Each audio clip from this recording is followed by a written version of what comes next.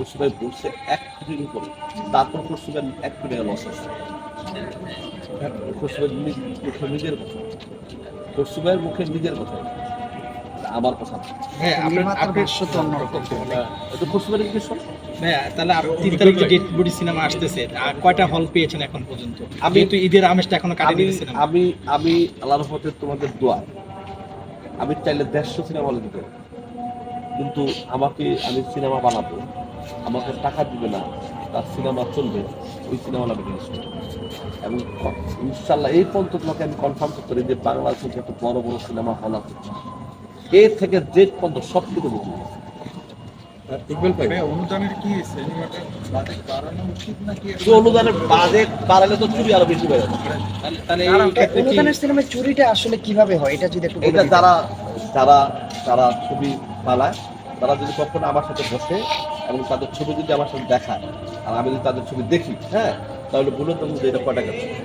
না, এটা তো বলে দেওয়া যাবে, মানে কোন কোন সেক্টরে চুরিটা হয় এটা যদি একটু জানান দিতেন, তাহলে এটা যারা এই সেক্টরে কাজে আছে, যারা ধরেন অনুদান চুরি বলতে আমি ওই চুরির কথা বলছি, যে চুরি আমি বলতেছি যে আমার অনুদানের ছবি পেলাম আমি, এমনও রেকর্ড আছে, অনুদানের ছবি পাইছি আমি 70 লক্ষ টাকা দিয়ে।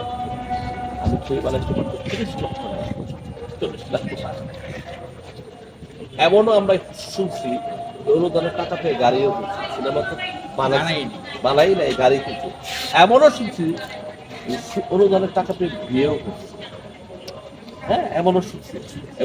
যাতায়াত মাথায় করে দেখো, এগুলো সব সত্য, একটা মিথ্যা। এদের নামগুলো আপনাদের ডিসক্লোজ করা উচিত সিনেমার স্বার্থে অন্তত। ভাই আরেকটা জিনিস, আপনার এই সিনেমার আপনার যে ডেড বডির পরিপূর্ণ সার্টিফিকেটটা পেয়েছেন, যে কোনো আনকাট সার্টিফিকেট আমরা জানি যে সেন্সর পেয়েছেন, এখন পর্যন্ত কোনো সিন কাটানো হয়নি।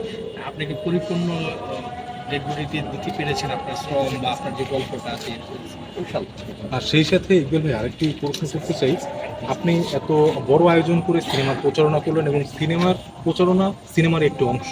অনেক সময় দেখা যায় অনেকে ট্রেইলার টিজার কিছুই দেয় না, হ্যাঁ, ইভেন শুধুমাত্র 2-1টা পোস্টার দিয়ে সিনেমার প্রচারণা করে। এটা আপনার কি বলার? আমি তো সিনেমা বানাইছি, আমি তো চুরি করতে বসি, আমি তো মানুষকে ঠকাইতে বসি। আমি সিনেমা বানাইছি, সিনেমার প্রচার না হলে সিনেমা চলবে কেন? সেটাই, তাই না? আমি ওই কাজটাই করছি। আপনি ট্রেলার টিজার গান এবং সে সর্বশেষ আপনি প্রচারণা সিনেমা মুক্তির আগে। আর যারা অনেকে আছে যারা হচ্ছে ট্রেলার টিজার কোনো প্রচারণায় আসে না, ইভেন অনেক সময় অনেক সাংবাদিকদেরও ঢোকার এন্ট্রি দেয় না, তাদের আপনার কি বলার আছে? দলে তো সে সিনেমা করতে আসে, সে তার মানে সে, আমি তো মনে করি সে 2 নম্বরই করতে আসে। আমি সিনেমা বানাবো, প্রচার হবে না, এটা মানে কি? তার স্বাস্থ্য কি?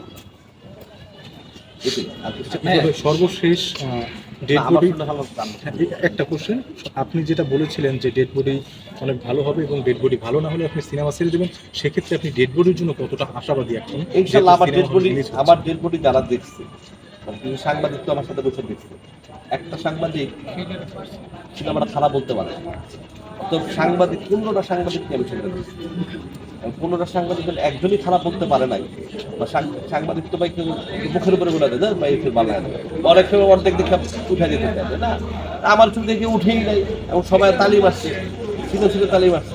হ্যাঁ, তো ইনশাল্লাহ আমি বুঝে নিচ্ছি আমার সিনেমা। হ্যাঁ, আপনি কিন্তু একটা জিনিস বলেছিলেন যে ঈদে আসেন নাই, এসে ভুল করেছি, কারণ এবার ঈদের সিনেমাই হয়নি। আসলে এবার ঈদের কিন্তু আমরা কোনো আওয়াজই পেলাম না, আজকে কিন্তু 3য় সপ্তাহ শেষ হলো। সেই ঈদের আমেজটা কি দিয়ে দিলাম আওয়াজ, নতুন করে একটা ঈদ চল বলতেছে এবার। সেটাই বলতে চাচ্ছি, 3 তারিখে কি দর্শক আবার নতুন করে ঈদের আমেজ পাবে? ইনশাআল্লাহ আশা করি সেই আমেজটা দেওয়ার জন্য এত বড় পাবলিক।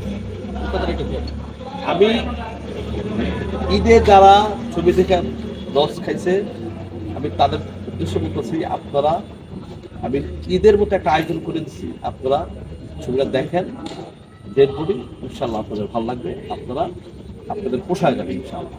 Thank you.